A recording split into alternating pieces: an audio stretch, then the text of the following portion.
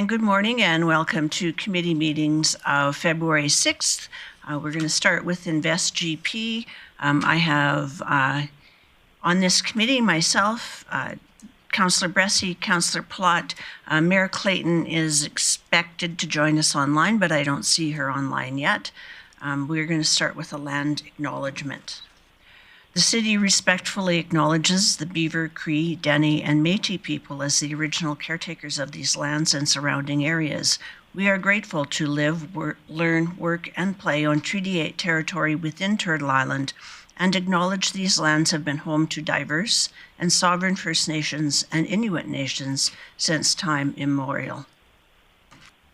And we will start with our service area update, going to Chief McEachern. Thank you, Chair Blackmore. Today for our service area update, I'll start with economic development. This Thursday, February 8th, the regional workforce is hosting a lunch and learn showcasing insights from our workforce research.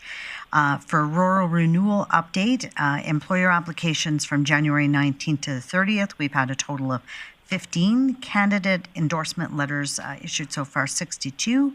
And overall, since we started the program, we have had 724 employer applications received to date, and there are 425 positions available to qualified employers at this time.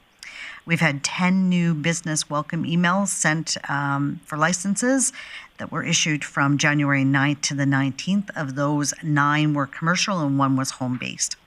And our team is gearing up for Growing the North Conference on February 20th to 22nd at the Terra Centre at Evergreen Park. Registrations are open. Anyone interested can find information online through the Growing the North website. Under events and entertainment, our leadership is currently at Polestar Live, the world's largest gathering of live entertainment professionals. One of the things they will be doing there is looking, there's a full day of organized meetings with independent agents and agencies to see about getting some excellent acts coming up to Grande Prairie. Tickets on sale right now are Passionate Hearts Awards in the Bows on February 14th. The Alberta Winter Games opening ceremonies Friday, February 16th. The opening ceremonies are close to being sold out completely. Brent Butt live at Northwest Polytechnic Cardinal Theatre on February 26th. Broken Love with Royal Tusk at Better Than Fred's on February 27th. Big Brothers Big Sisters Ultimate Escape Boots and Bow Ties fundraiser on March 2nd. We've got quite a few today. Snowden Comedy Tour at the Cardinal Theatre March 6th. Women of Influence Awards in the Bows on March 8th. Geordie Kiefer Concert in the Bows on March 16th. And the WPCA Tarp Auction and Gala fundraiser at the Terra Centre March 16th. And Letterkenny presents at the Cardinal Theatre March 29th. And last, Hotel California Eagles Tribute at the NWP Cardinal Theatre on April 10th. The AJHL BCHL transition, just wanted to take a moment to speak briefly about that. The Blackfalds Bulldogs, Brooks Bandits, Okotoks Oilers, Sherwood Park Crusaders, and Spruce Grove Saints have all officially joined the BCHL and will be integrated into the BCHL schedule immediately. The shift in the teams does not affect any of the Storm's home games. The AJHL is working on reevaluating the current standings and playoff implications. And with that, I can take any questions. I would note that Mayor Clayton has joined us online. I don't see any hands popping up for questions. So we will move on to item 4.2, which is a telecommunication tower. And I think probably Chief Glavin will introduce that. Thank you, Chair Blackmore. So administration has reviewed the application for a telecommunications tower and is recommending that committee not support the proposal as it does not meet the minimum setback from residential. And with that, I'll turn it over to Ms. Tennant for the details. Thank you. EL 230404 is a request for a letter of attestation for a proposed telecom tower. Administration does recommend the InvestGP committee does not provide this letter of support for this proposed location. Section 54 of the Land Use Bylaw speaks to telecommunication towers. It identifies that the preferred setback for towers will be at least 6 times the height of the tower to the boundary of a residential land use district. This proposed tower location does not meet this preferred setback. The tower is 40 meters tall, which means we're looking for 240 meters to residential areas. There's actually only 115 meters from the base of this proposed tower to the nearest residential property. And in the radius of 240 meters, there are 39 residential properties. Federal regulations require that the applicant notify all adjacent property owners within 3 times the height of the tower, which the applicant has completed prior to submitting their application to us. This notification involved mainly commercial zone properties and only a couple of residential properties. After the application was submitted to us, administration then provided the same notification package to 39 residential properties within the 6 times the height of the tower area zone. We received 3 written responses, which are attached to your reports. The applicant for this proposed tower has a representative who has joined us via Zoom today, and they are available to respond to any questions or give any more comments about their application. Thank you. Look for the committee for any questions or comments. Councillor Palat. Thanks, Chair Blackmore. I'm just curious when we get these applications, and one thing that, as we had chats about this last week, do we have any ability to ask about the length of the term of the lease? Like, because this is on private land, could they sign a 50-year lease, or is it a 5-year lease with us having a chance to look at it again? I'm just curious what our role in that is. Through the chair, I believe once we've provided the letter of attestation, the remainder of the process, including continuation of the cell tower in perpetuities between the applicant and ISED, the city does not have an opportunity to review it in 15 or 20 years unless they reapplied. Like in the case of a refusal, of course, then they could reapply, but once it's approved, then there would be no need for them to come back to us. Okay, no, perfect. Thank you for that. I see no other hands going up in chambers or online. Councillor Palat. Yeah, Chair Blackmore, for that, I would just make the recommendation that InvestGP not support this proposal for a telecommunication tower. That motion is in order. Councillor Bressy. Great, thank you, Chair Blackmore. I'm just curious procedurally. Usually we allow the proponent to speak to this if they wish. Have we offered that opportunity? There's no hands coming up online. Okay. I see no further questions and no hands being raised online, so I will call the question as it is in order. Mayor Clayton in favor. Councillor Palat in favor. That motion does carry, so the request for cell tower has been, for the letter of attestation has been denied. The only other item of business we have today is business license bylaw. And I look to see Councillor Bressy. Yeah, thank you, Chair Blackmore. I did ask to add this onto my agenda. It just there might be some housekeeping things that we should do in our business licensing bylaw, but first I've got a question for administration. I've recently become aware that our cannabis retail hours in our in our business licensing bylaw, if I understand correctly, limit hours of operations to 10 a.m., which my understanding is that used to reflect AGLC rules. And AGLC rules have now changed, allowing them to open at 9 a.m. is what I've been told, but I'm not sure if that's true or not. I'm wondering if this is something that administration's aware of. Chief Glavin. Thank you, Chair Blackburn. Yes, we are aware of the difference in hours between what is allowed under AGLC and what is allowed under our business license bylaw. Some of that was initially intentional, and I believe you're correct. I believe it was 10 a.m. When we initially put it in the business license bylaw. However, council at the time chose to restrict it till 12 a.m. rather than go to 2 a.m., which is what you're allowed to currently under the AGLC guidelines, and that was purposeful at the time. And some of that was based on it being new. There were some perceptions of issues that we were going to have with cannabis stores. So we took a very conservative approach at the beginning. That hasn't materialized, and it would be up to council whether or not we would harmonize our rules with the rules of AGLC. So that's it. Just so we've always been more restrictive in hours than AGLC was. That's good information. You may keep going.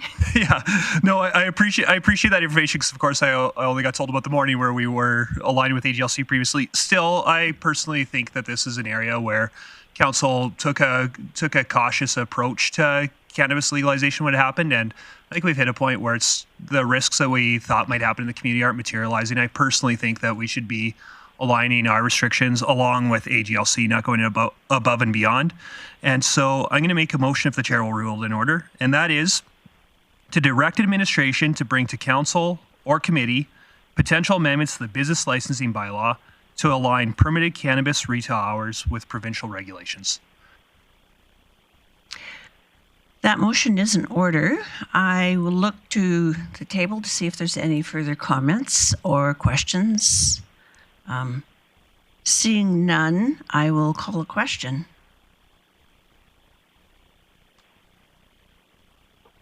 Mayor Clayton in favor.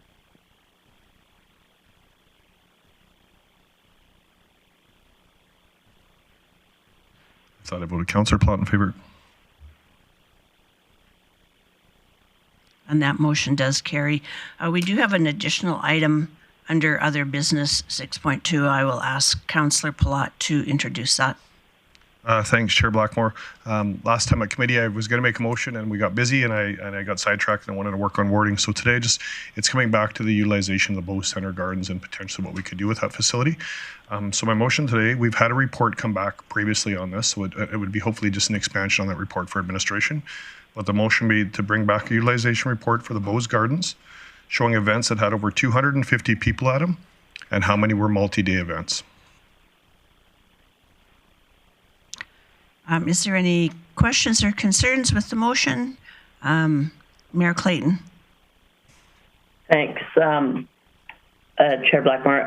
Councillor Plott, I think I know the intent of your motion. I'm just wondering why you put those parameters specifically on the motion. I guess for me, Mayor Clayton, I'm just curious about how many events are under 250 people that we have there that, in my opinion, maybe could be somewhere else in the community. If we're using a facility for one day out of a week for a 200-person event that could have went somewhere else in the community, I don't know if that's the best utilization of our facility. So that's why I kind of put 250 as a number, because I feel like there's lots of venues for 250 below, 250 up, maybe not as much. So that was kind of why I use that number. Just, Chair Blackmore, if I may, I wonder if the information you're looking for might be better if it's a little broader. I'm just thinking, if there's other people in the queue, go ahead. I'm just wondering, let me think for a minute. Go ahead. Okay, I'll go to Councillor Bosch. Thank you, Chair Blackmore. I guess my question with that would be if it's 12 people, 250 people, or 1,500 people, is the rent still the same? So if the Bow Center is renting out that site, is it irrelevant on the number of people because the cost is the same to rent it? Reply to that, or? Councillor Plott. I guess, Councillor Bosch, for me, it is kind of relevant. If we're stagnating a building for 8 people to use it, whether we're getting good rent or not, the infrastructure part of these facilities is the most expensive part, as we're finding with all these facilities. And so operationally, I don't know if I like that we'd stagnate a building for 12 people to use it, even if we're getting good rent. I don't know if that's the best use of our facilities. So again, I'm open to friendly amendments on this. I just thought a 250-person number is a good benchmark of other places in the facility. Other facilities would be able to be used in our community, I think, at that. My thought was above 250 people. It starts really limiting how many other places you can hold those kind of events or kind of activities. Councillor Brassey. Thank you. A question I've got for administration is just if this is information we have, if administration's confident that they could know how many people were at these events looking back. Chief McEachern. Thank you, Chair. Yes, through the Chair, we do have that information available. And Mayor Clayton. Thanks, Chair Blackmore. And maybe a friendly amendment that might be valuable, Councillor Plott, is whether or not the facility was being paid for. The one disclaimer in some of the numbers I think you're looking for would be whether or not it's a community event, an event that the city did to potentially enhance or start a community gathering, or I think in particular of the early days of, say, Winterfest, where there might only have been 250 people in the room at a certain event, would and that's a city-run event, hoping to build over time. So maybe if you would be open to a friendly amendment, just identifying any that are under 250 people if they are City of Grande Prairie-led events. I'd be fine with that amendment. I'm not sure if our lead services can kind of make that work, Kate. I'm going to jump in the queue with a comment. It has been a concern for me over the past number of years that facility is empty often, and there are other facilities that are quite crowded. And I'll speak specifically about pickleball in the Eastlink Centre. Generally, at 10 a.m., which is when the pickleball players are there, there's between 25 and 30 people at the site, and there's only room for 12 people to play, and that's if they are able to have all three nets up. I think that they would be really happy to move to a facility where they could play at, have more room and more capacity. They do pay to play, so I just think that that's something we could consider. And if we have an event coming in where they can't be there that day, we just simply tell them they can't be there that day. So I think that it allows us to increase usage in a way that is makes sense and is affordable.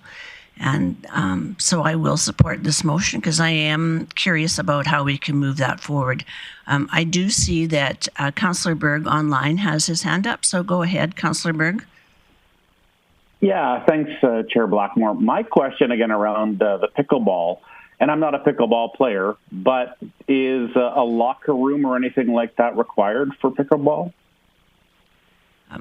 My understanding really is that what they need is some lines on the floor. Their nets are portable and go up in a few seconds. They don't require any infrastructure other than lines on the floor, which is not something that would be difficult to accommodate. Okay, thank you. Any other questions, Councillor Bosch? Thank you, Chair Blackmore. I'm going to get back to the revenue side, although I understand this whole motion and I can appreciate it because truthfully, we need the facility to be used at its top capacity. But I think we need to also look at if somebody is renting that facility for a good $1, that's revenue.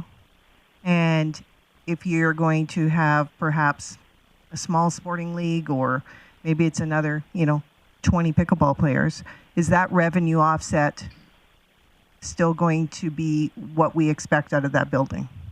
So just more information basically on your motion. I wanted to make that known now so that by the time it gets to council, we have some information.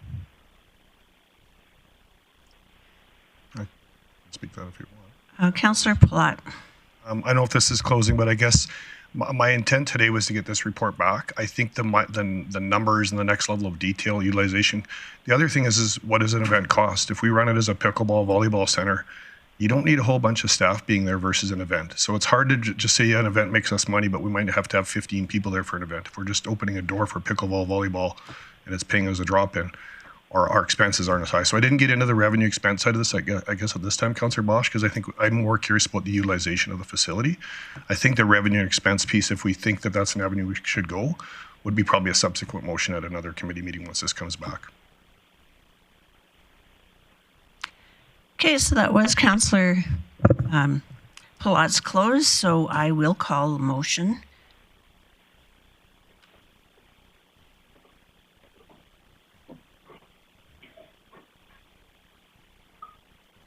And that does carry. The next item of business is our outstanding items. Sorry, Chair Blackmore. Sorry, Chair Blackmore. I had some other business arising. Sure, go ahead. Thanks. I appreciate Councillor Palat's comments in regards to it may be a subsequent motion, but I think it's quite relevant. My understanding, unless processes have changed, that the facility can quite easily identify which events make money for them and which ones don't.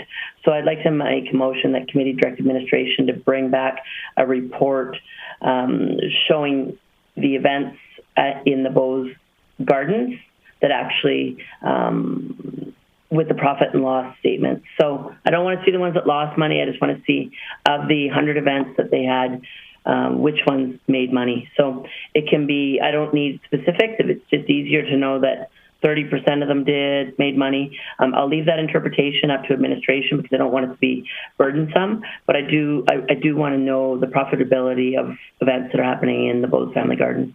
Thanks. So the motion we have is committee direct administration to bring back a report showing which events in the Bose Gardens made money. Well, let's say or profitable might be a little better, but yeah. We change that word to profitable. And Councillor Palat. Thanks, Chair Blackmore. Appreciate the motion, Mayor Clayton. I'm just wondering, one thing that this motion doesn't get to is what the revenue could look like if it was a pickleball volleyball center. So if it was rented out from 6 o'clock at night till 10 o'clock at night at so much an hour per pitch, and we had so many drop-ins a day. I think that'd be also good information for us to quantify if we're going to look at the revenue potential on the other side. I think we should look at the potential revenue of what this could create for us as well. I think that's going to be an important part of my decision factor in that, if I can see that this building could actually start making revenue from those facilities and fill a gap, versus just that these ones were profitable and these ones were not. I think that helps me in my decision of which events maybe we don't want to do, but I don't think it answers the question of just how much revenue could we actually be generating as if this was a field space. Mayor Clayton. Councillor Platt's comment is, comment not in regards to this motion, but I think if Councillor Platt wanted a subsequent motion, then I think we're getting into a lot more work than is already available. My understanding is the facility itself does a financial report on every event that they have, so it's quite easy information to access. Utilizing the potential use, doing a report on the potential use in regards to multiple sports is quite a larger endeavor.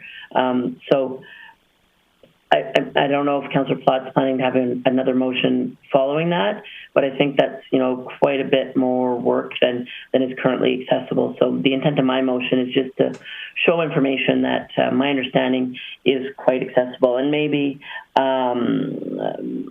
who has events and entertainment, Chief McEachran can let us know if this information isn't easily accessible. Then I'll withdraw my motion. I'm going to go to our CAO next. And just where this is leading is whether council prepared to identify which those uses would be, as there are costs to establish this for certain uses. If it was limited to just pickleball, I'm just unsure if council is at the position yet that they've identified what they would like those future uses to be, or even narrow it down. The original motions were ones that we could accommodate. If it is narrowed down to just what would pickleball, I think that's something that we could do an estimate, but just wanted clarity from council whether it was narrowed down to that single use, or whether after these first few motions are reported back on, that there would be a subsequent discussion on what it could be. That's where we just would be uncertain here right now.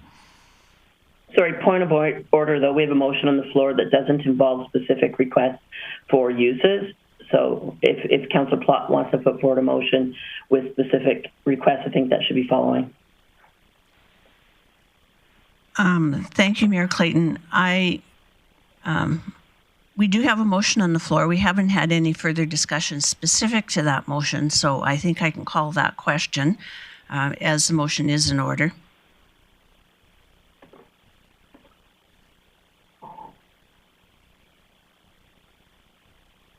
And that motion does carry.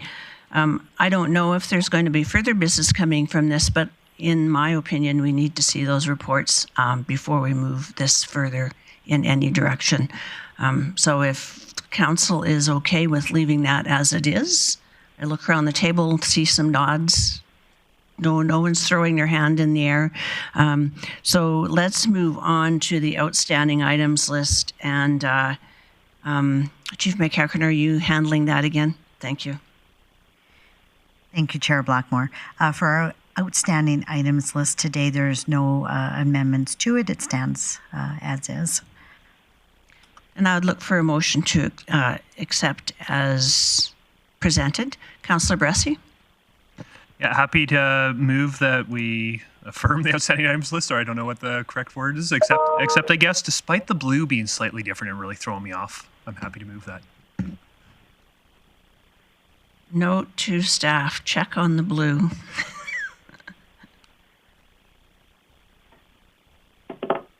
And that motion does carry, and that concludes our InvestGP committee meeting. We'll have a pause before we move on to the next committee meeting. Sorry, we'll not have a pause yet and go to CAO Berg.